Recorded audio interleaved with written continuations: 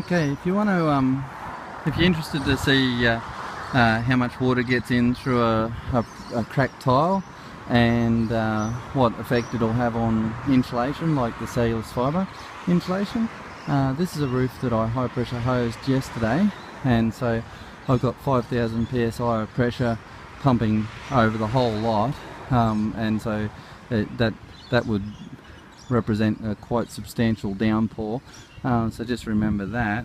But this tile here is broken, and so part of the roof restoration work is to replace the broken tiles. So I've slid this on up, and because it's broken I can just break that in half and separate it, pull it out.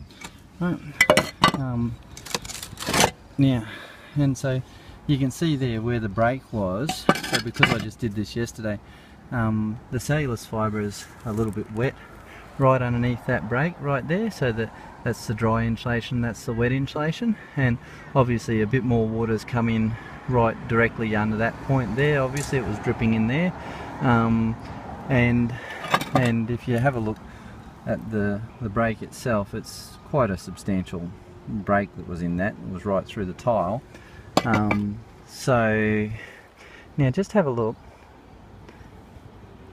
See that the top's wet, but the bottom's not wet underneath there, right? And this will just dry out by itself. You can see just with the heat in the roof, it'll dry out over a couple of days, and then it won't affect the product as far as fire or vermin goes. The borax won't wash out. And this insulation here, it's held the water in one spot and stopped it running away, but it hasn't affected the insulation at all. So that's all just fine, and that'll dry out the next day, and if I hadn't discovered it, you'd never know that there was a leak, probably. So the cellulose fibre, it's not an issue getting a bit of water on it.